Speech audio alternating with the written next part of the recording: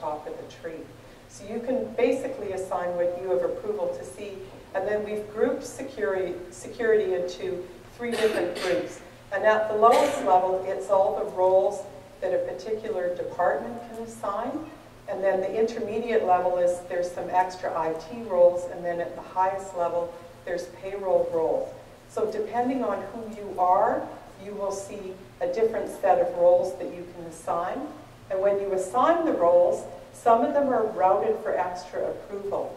So, and again, it's all a workflow process, and I can actually demonstrate that for you. But yeah, our security assignment now for HR, which does handle departmental security, like row security and operators, is typically done in minutes. Which, yeah, if you'd like to see it, I could certainly show you. I would be interested. Okay. The other side. Is anyone else interested? Yeah, okay. One other question before Sure. that. Do you find a need that you need to build a security scheme at the types of employees level in terms of, for a particular department, only certain people can hire or can process hire appointments for a particular group of employees? Yeah, we do have it split a bit between academic and non-academic, so you have to have approvals for each, who can hire support, who can hire academics. And the only thing that we make the dean directors or chairs do is we insist that they're the ones that approve the delegation of the hiring authority. Everything else they can delegate, but they've got to sign on and they've got to approve that they've delegated the ability to hire. But yeah, it's separated by job classification. While she's pulling that up, the way that that's separated is by assigning different roles to the person who initiates it. So they get a different security role. Someone could have a security role to do both types of hire, and but one way or the other, assigning the role gives them access to do that particular class of hire. And then basically the framework that this is all built in GT eForms allows multiple paths through the approval process and the multiple levels of approval authorization, so that you can get the right people doing just what they're authorized to do. Oops, shouldn't switch pages.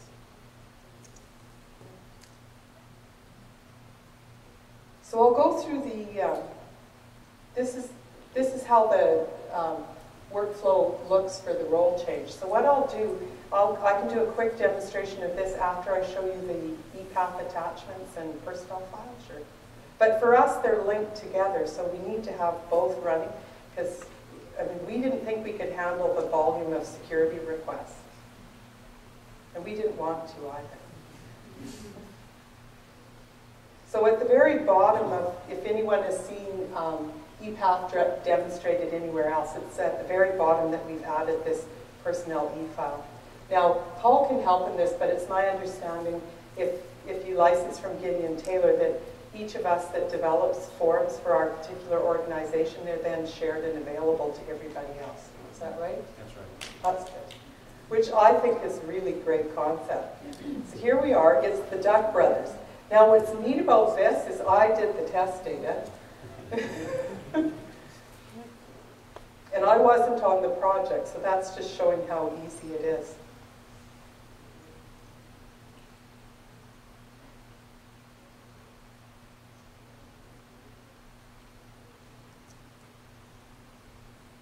So here we have the Duck Brothers, and we have Daphne and Dono. And what's interesting, on the menu down below, there's little information tabs, and we can actually have a look at Daphne's, who we'll look at, and we can see some job information about Daphne. And then we can get into the various tabs by clicking on the link. And we'll go back to what I showed you in the screenshots.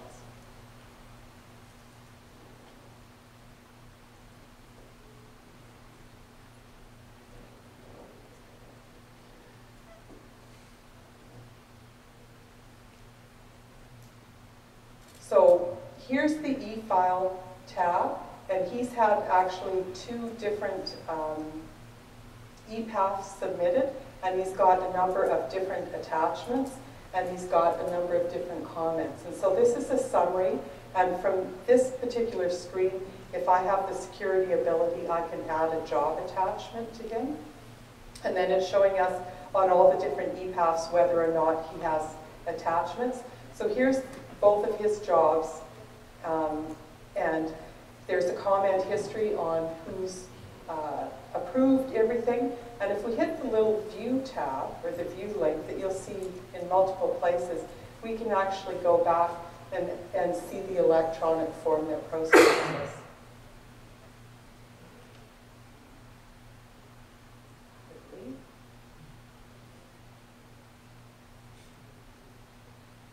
And if anyone's looking at URLs up at the front, it's a UAFS UAT URL. We always get that question. Why do we sign on to finance to hire people? That's right. But anyway, so here's the actual ePath that was processed.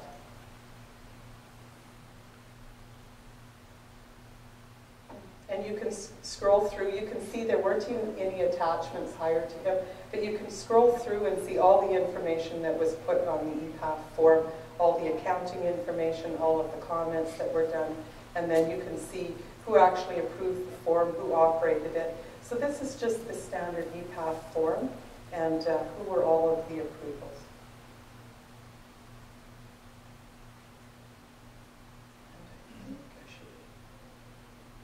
So we're back to the ePath form. So what we can go through, the ePath link, again, this is just specifically all of the ePaths, in order, with some links through the address and comments links to back to personal information about that particular employee. Does anyone, we don't need to follow the links, do we? No? I think the attachments are more interesting.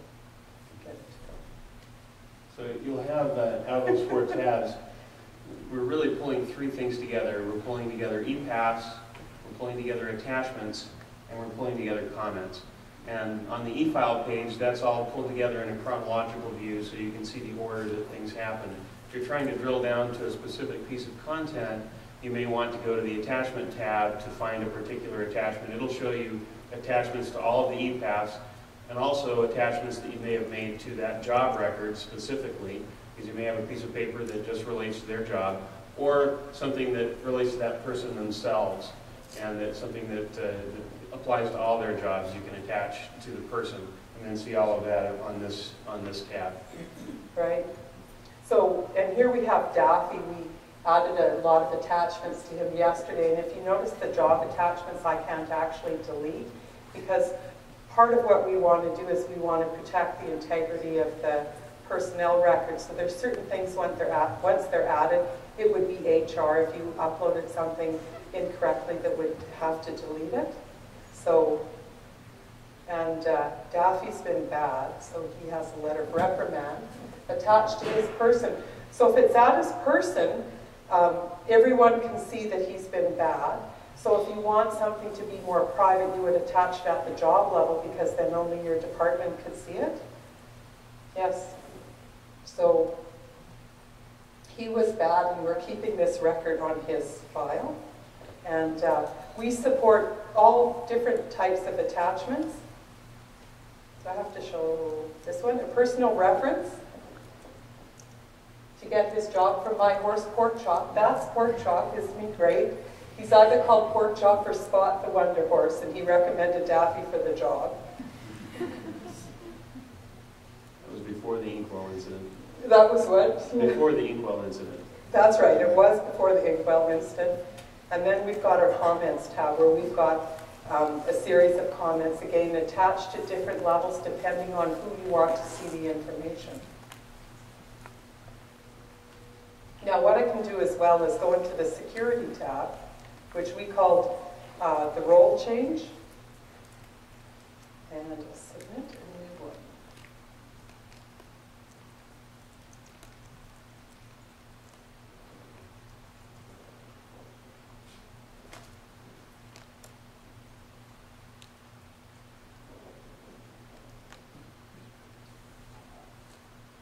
So this person, if they're in this test